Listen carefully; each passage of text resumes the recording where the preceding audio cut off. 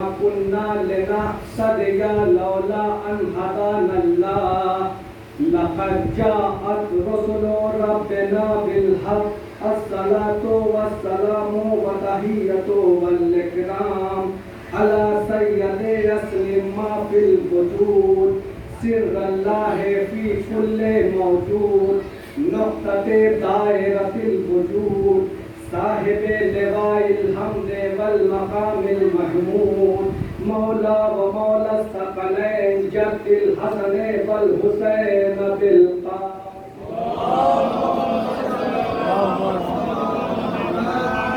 أهل بيت الطيبين الطاهرين المعصومين المظلومين المنتجبين المنتخبين الذين أذهب الله عنهم الرجس وطهرهم تطهيرا.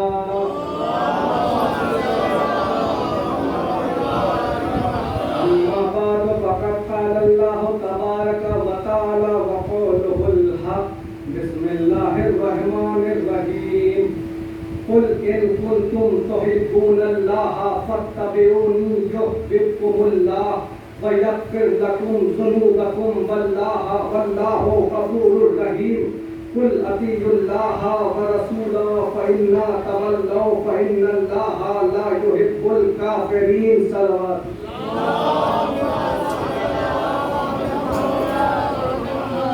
عزیزان محترم ادا خانہ ابو طالب میں آج تیسرا مرحلہ حسین میں اور انسان میں یہ بھی ایک فرق ہے کہ امت اسے کہتے ہیں جو زمانے کے سیلاب کے ساتھ بہہ جائے. حسین اسے کہتے ہیں جو ہر سیلاب کو اپنے ساتھ بہا کر لے جائے.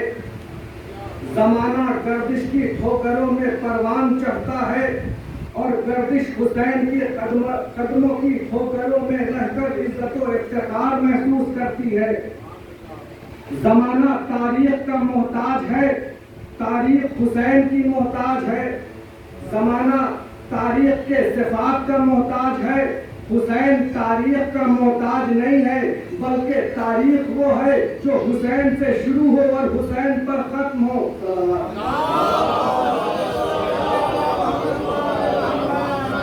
اور جو تاریخ حسین سے شروع نہیں ہوتی, حسین پر ختم نہیں ہوتی, وہ قصے کہانیوں کا کنندہ ہوتی ہے, تاریخ کی روشنی نہیں ہوتی. اطاعت رسول لغت میں جو کچھ بھی ہو, کتابوں میں جو کچھ بھی ہو, اطاعت رسول کا سب سے اعلیٰ ترین مظاہرہ اگر تاریخ انسان میں ہوا ہے تو وہ صرف کربلا ہے. یعنی حسین کے جانثار حسین کی اطاعت کر کے اپنے وقت کے محمد کی اطاعت کر رہے ہیں. حسین کے فرما بردار بن کر اعلان کر رہے تھے کہ قرآن نے بجائے ارشاد فرمایا کہ حبیب تم سے جو محبت کا دعویٰ کرتے ہیں ان سے کہو کہ وہ تمہارا اتباع کرے, اور ان سے کہو کہ وہ اللہ کی اطاعت کرے اور تمہاری اطاعت کرے. اگر تمہاری اطاعت نہیں کرتے تو پھر تم سے روگردانی کی تو پھر اللہ کافروں نہیں رکھتا. عزیزان محترم, ایک مقام پر تو قرآن میں ارشاد ہوا کہ جس نے رسول کی اطاعت کی اس نے اللہ کی اطاعت کی. یعنی اب میں کسی کو اللہ کی اطاعت کرتے ہوئے دیکھ کر اس کی عزت نہیں کروں گا, تاریخ میں یہ دیکھوں گا کہ رسول کی اطاعت کس نے کی, رسول کی فرما برداری کس نے کی, قدم بقدم کون ساتھ رہا, رسول کی حفاظت کس نے کی, رسول کی نصرت کس نے کی, رسول کی مدد کس نے کی, شمع رسالت کا پروانہ کون رہا. سرداری حاصل کرنے کے لیے پیشن گوئی سننے کے بعد اطاعت رسول کس نے کی, تو سرداری حاصل کرنے کی پیشن گوئی سننے کے بعد اطاعت رسول کرنا اور بات ہے.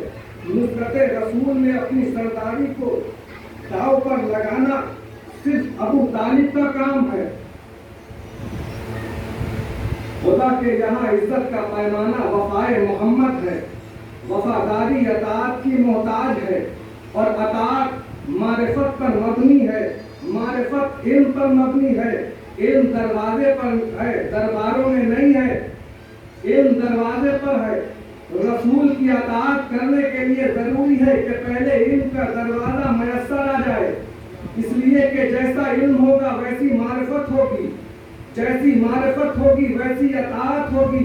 तो अज़ीज़ान मोहतरम, इस वक्त तक किसी मुसलमान की बख्शिश नहीं हो सकती जब तक कि अताअत रसूल में अपने आप को गर्क न कर ले। यानी सिर्फ कलमा पढ़ लेना काफी नहीं है, किसी को जन्नत का परवाना उस वक्त तक नहीं मिल सकता जब तक कि अताअत रसूल का अमली मुज़ाहिरा न करे। अताअत ऐसी तो हो कि जिसकी तारीफ कुरान भी करे, मासूम भी करे।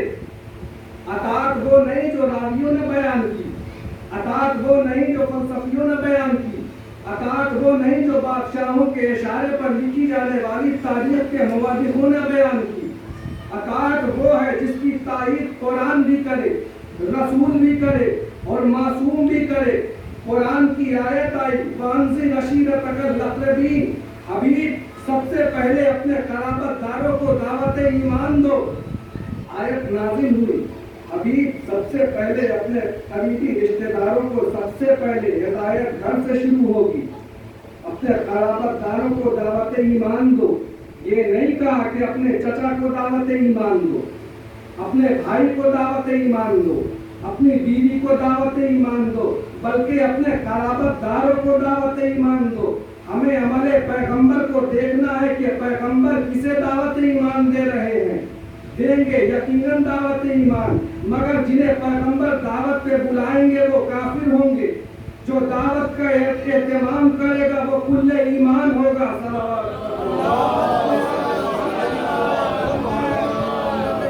हमें पैगंबर का अमल देखना है। जिन्हें पैगंबर दावत ईमान देंगे वो काफिर होंगे। जिसके घर में दावत होगी वो ईमान का मेजबान होगा। नहीं, आपने तवज्जो नहीं फरमाई। आप देखिए दावत बुलशीरा में जैसे ही ये आयत नाज़िल हुई, पैगंबर अली के पास आए, तमाम तारीखें मुत्तफिक हैं और दावत ईमान देने के लिए अबू तालिब के घर का इंतखाब किया। ईमान की दावत काफिर के घर में। अज़ीज़ाने मोहतरम, दावत ईमान देने के लिए अबू तालिब के घर का इंतखाब किया। अबू तालिब के बेटे को मेजबानी का शरफ अदा किया। कहा या अली दावत का एहतमाम करो, काफिरों को बुलाओ। यानी दावत का एहतमाम करो, काफिरों को बुलाओ। जो दावत का एहतमाम करे वो और है, जिनके लिए दावत की जाए वो और है। मुझे दावत बुलशीरा नहीं पढ़ना, बात अताअत के मफ़हूम की समझानी है। दावत हो गई, पैगंबर इस्लाम ने दावत देकर ऐलान रिसालत कर दिया। अली ने खड़े होकर पैगंबर की तारीफ कर दी, तस्दीक कर दी। या रसूल अल्लाह, मैं गवाही देता हूँ पैगंबर शरीफ खुदा है, आप उसके रसूल हैं। मैंने जमीन पर नहीं आसमान पर आपको ज़ेवर रिसालत से आरास्ता देखा है, ये सुनाकर ईमान लाए हैं। मैं आपकी रिसालत का ऐनी गवाह हूँ।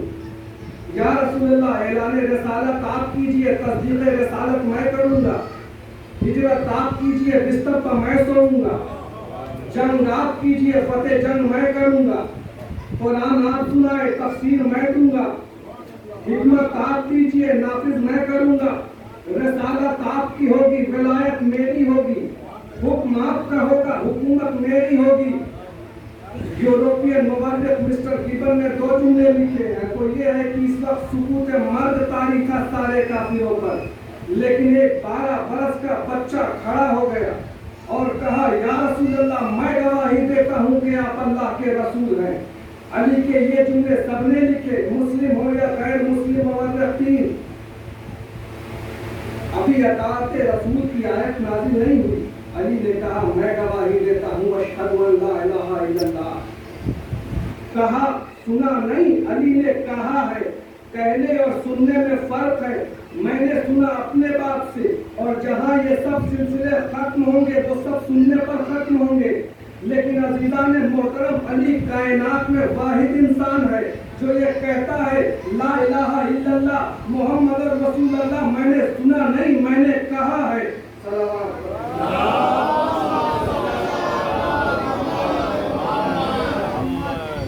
मुझे कहता हुआ देखकर सबने कहा, मुझे कहता हुआ देखकर सबने सुना और पढ़ा, सबने मुझसे सुना। दुनिया के करोड़ों मुसलमानों को کہ میراث عزت ہے علی کی، کہ سارے مسلمان جو کلمہ پڑھتے ہیں وہ نبی کی نہیں علی کی سنت ہے، چونکہ یہ لا الہ الا اللہ محمد رسول اللہ پیغمبر نے بھی نہیں کہا، علی نے پیغمبر سے سنا بھی نہیں، علی نے کہا ہے بھائی پیغمبر نے تو دعوت ذوالعشیرہ میں ساری کتابیں اٹھا کر دیکھ لو، صرف اتنا ہی کہا میں تمہارے لیے دنیا و آخرت کی بہترین نعمتیں لے کر آیا، تم میں سے کون ہے جو میری مدد کرے، میرا بھائی بنے، میرا وصی بنے، میرا وزیر بنے، میرا ولی بنے۔ اب اس میں لا الہ الا اللہ کہاں ہے؟ بتائیں اس خطبے میں کہیں ہے؟ اس میں محمد رسول اللہ کہاں ہے؟ نہیں ہے نا بھائی، پیغمبر اسلام نے کہا میں لایا ہوں دنیا و آخرت کی بہترین نعمتیں تمہارے لیے، تم میں سے کون ہے جو اٹھے میرا ساتھ دے؟ علی اٹھے، اٹھنے کے بعد نصرت سے پہلے اعلان کیا اشہد ان لا الہ الا اللہ، پیغمبر کا ایک جملہ ہر جگہ لکھا ہوا ہے، جو بھی آج میری تصدیق کرے گا، تائید کرے گا، میری نصرت کا وعدہ کرے گا، وہ آج سے میرا جانشین ہوگا، آج ہی سے میرا وزیر ہوگا، آج ہی سے میرا خلیفہ ہوگا، آج ہی سے میرا وصی ہوگا۔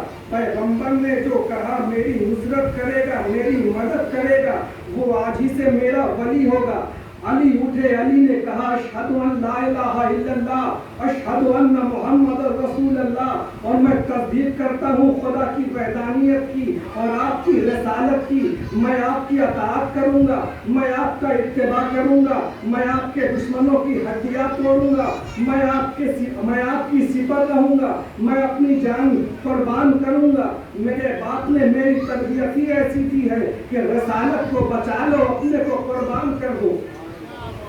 جب پیغمبر نے یہ سنا علی کے قریب آئے، علی کی گردن پر محبت سے ہاتھ پھیرا، سارے مجمع کو خطاب کر کے کہا سنو، جو سن رہا ہے وہ سن لے، جو دیکھ رہا ہے وہ دیکھ لے، علی آج سے میرا بھائی ہے، میرا وصی ہے، آج ہی سے ولی ہے۔ میں نے ابھی عرض کیا تھا کہ دنیا کے کروڑوں مسلمان کی آدمی، کروڑوں مسلمان جو کلمہ پڑھتے ہیں وہ علی کی سنت ہے، نبی کی سنت نہیں ہے، علی کی سنت ہے۔ جب علی نے نبی کی تصدیق کر دی تو پیغمبر نے اپنا وعدہ پورا کرتے ہوئے کہا، پیغمبر نے کہا اشہد ان علی ولی اللہ، پیغمبر نے کہا جو کلمہ ہمارے مسلمان بھائی پڑھتے ہیں وہ ہمارے علی کی سنت ہے، جو کلمہ ہم پڑھتے ہیں وہ نبی کی سنت ہے۔ صلوات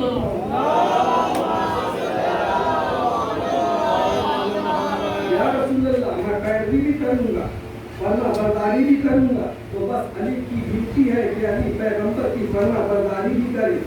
بس اب تو مجھے یہ دیکھنا ہے کہ پیغمبر علی کو کیا دیتے ہیں۔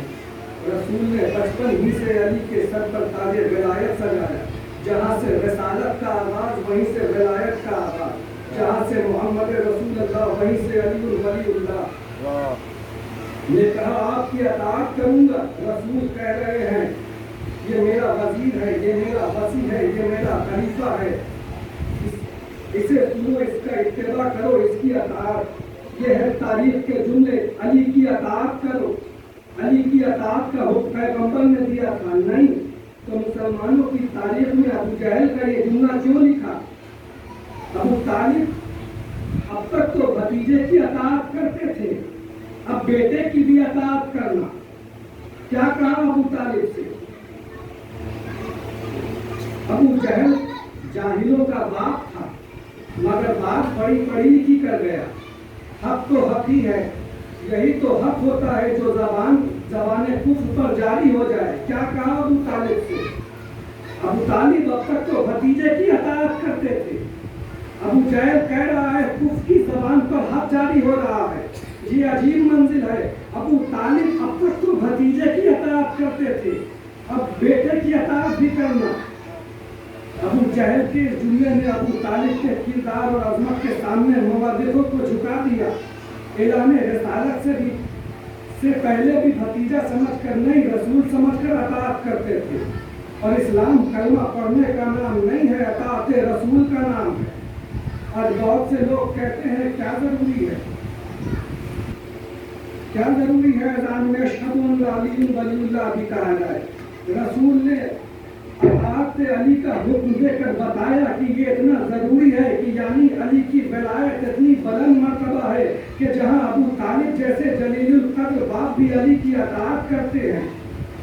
ارے آپ اندازہ تو کیجئے، جناب فاطمہ بنت اسد جیسے علی کی ماں، جسے رسول نے اپنی ماں کہا، جس کی قبر رسول نے بنائی، جس کی قبر میں رسول لیٹے، جس کو کفن کے طور پر رسول نے اپنا کرتا دیا، جس کے لیے رسول نے مرثیہ کہا، تو اس کی جنت میں کوئی شک ہے کوئی شک؟ اس فاطمہ بنت اسد کے لیے قول معصوم یہ آیا کہ جب ہماری جدہ ماجدہ کو دفن کر دیا گیا اور فرشتہ قبر میں سوال کو آئے، اے فاطمہ بنت اسد، اے نیک بی بی، تیرا اللہ کون ہے؟ کہا میرا اللہ وحدہ لا شریک ہے۔ تیرا رسول کون ہے؟ کہا میرا بیٹا محمد میرا رسول ہے۔ کہا تیرا امام کون ہے؟ تو فاطمہ بنت اسد گھبرا کر چپ ہو گئی، کچھ نہ کہہ سکی۔ دوسری مرتبہ پوچھا تیرا امام کون ہے؟ پھر خاموش رہی۔ تیسری مرتبہ پوچھا، پھر بھی خاموش رہی۔ آواز آئی، چچی فاطمہ بنت اسد شرما کیوں رہی ہے؟ کہہ دو کہ میرا بیٹا میرا امام ہے۔ صلی اللہ علیہ وسلم۔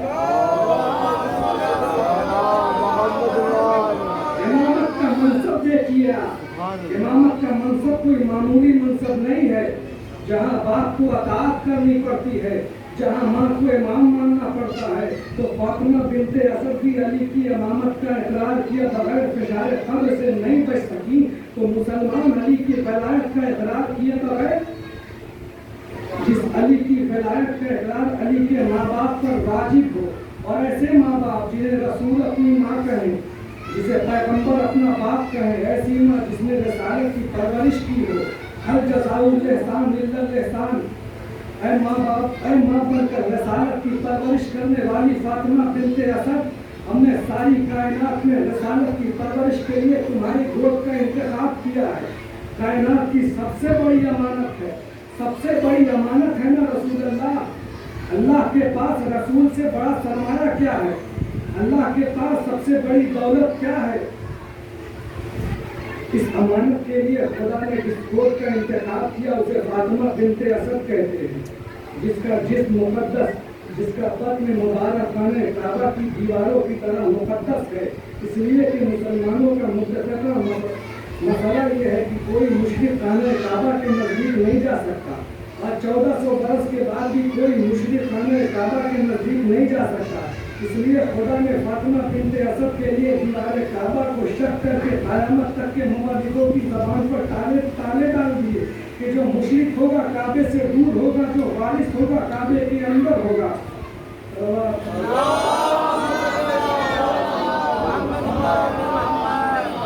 اطاعت رسول یہ ہے کہ جسے رسول اپنی ماں کہے اسے اپنی ماں جانو۔ اس خاندان نے نمونے چھوڑے ہیں، اس خاندان نے انسانیت کو تہذیب اور معاشرت سے آگاہ کیا ہے۔ اس خاندان نے عرب کے وحشی بندوں کو لباس آدمیت پہنایا۔ اس خاندان نے عرب کے بھوکوں کے فاتح توڑے ہیں۔ اس خاندان میں فاطمہ بنت اسد کا بیٹا تھا جس کے تلوار کے سکتے میں فتح خیبر کے بعد عرب کے بھوکوں کو پیٹ بھر کھجوریں نصیب ہوئی، اور مسلمانوں کی ماں ام المومنین نے فرمایا کہ یا علی تمہارے بچے جیے، خیبر کی فتح کے بعد ہمیں پیٹ بھر کے کھجوریں نصیب ہوئی۔ جنگ خیبر کی فتح میں مال غنیمت اتنا ہاتھ آیا کہ ایک سپاہی کے ہاتھ میں ایک قطار سونا آیا تھا۔ قطار کہتے ہیں ایک اونٹ کی کھال کے برابر سونا، وزن میں نہیں، ایک اونٹ کی کھال میں جتنا سونا آ سکتا ہے کیا کہیں، اس کی گٹھری بنا کر سارا سونا خیبر میں بیٹھ کر علی نے تقسیم کر دیا۔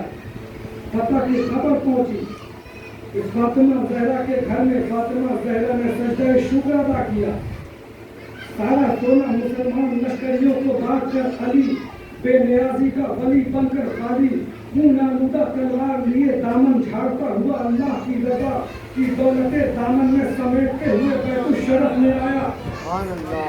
فاطمہ زہرا نے تو کچھ نہیں کہا، مگر جب فضہ نے کہا کہ یا علی آج سنا ہے کہ اتنا سونا تقسیم ہوا ہے کہ ایک سپاہی کو ایک قطار سونا ملا ہے، مولا آپ تو فاتح خیبر ہیں، آپ کا سونا تو خچروں کا نکرا رہا ہوگا. کہا فضا یہ بات کیوں پوچھ رہی ہو؟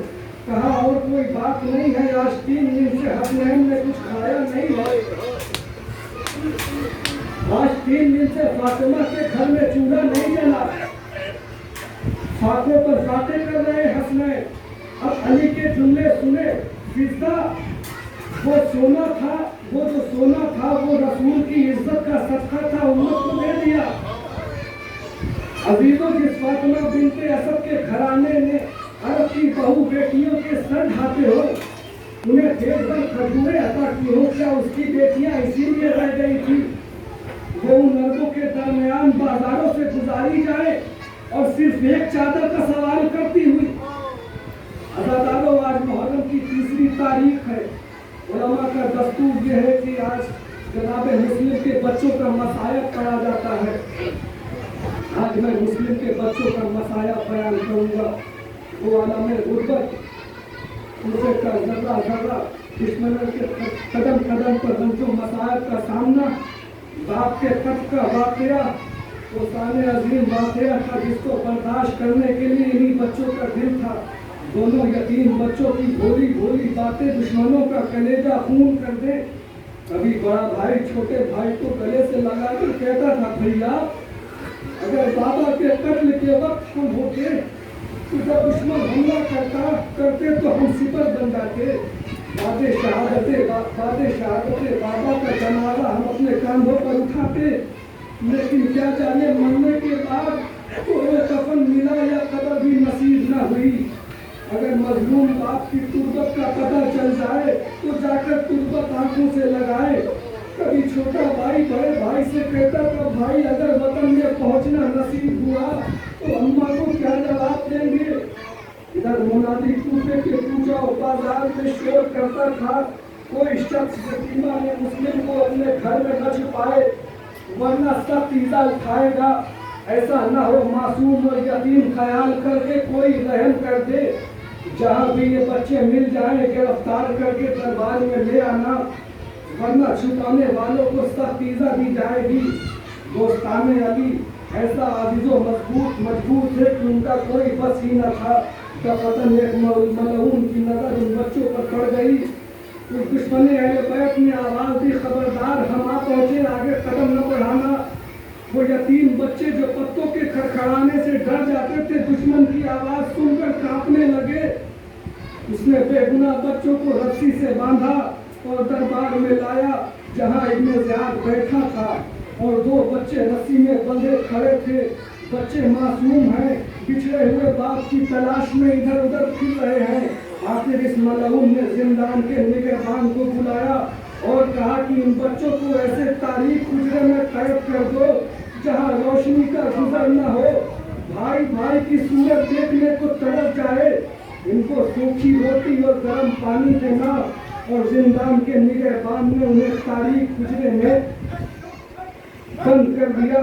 حجرے کا دروازہ بند ہوا کہ دونوں کے دم سینے میں گھٹنے لگے. بچوں نے نگہبان سے فریاد کیا اللہ کے لیے حجرے کا دروازہ کھول دو. یہاں تک کہ زندان میں 1 سال کا زمانہ گزر گیا. بچوں کو کثرت مصائب نے بوڑھا کر دیا تھا. ایک دن کا ذکر ہے کہ زندان کا قفل کھلا اور نگہبان نے آب و غذا پیش کی. چھوٹا بھائی کھڑا ہو گیا اور لرزتی آواز میں زندانبان سے کہنے لگا اے مرد مسلمان ہم تجھ کو دعائیں دیتے ہیں تیرے بچے تیرے سائے میں پروان چڑھے. یہ کہہ کر دونوں اس کے لیے مصروف دعا ہوئے. نگہبان کی آنکھوں سے آنسو نکل آئے. گھبرا کر پوچھا کیا محمد کو جانتا ہے؟ علی کو جانتا ہے؟ یہ سنتے ہی تو دربان گھبرا گیا. معصوم کے قدموں پر گر گیا اور کہنے لگا کہ بچوں مجھے معاف کر دو. یہ سن کر بچوں کی جان میں جان آئی. ہمیں مدینہ یا کعبے کے راستے پر لگا دو. اندھیری رات سایہ بھی ساتھ دینے کو تیار نہیں. تھوڑی دور چل کر راستہ بھٹک گئے. کبھی پیچھے ہٹتے تھے کبھی آگے بڑھتے تھے. کبھی ڈر کر دونوں ناز علی پڑھتے تھے. اسی اثنا میں ایک ضعیفہ نظر آئی.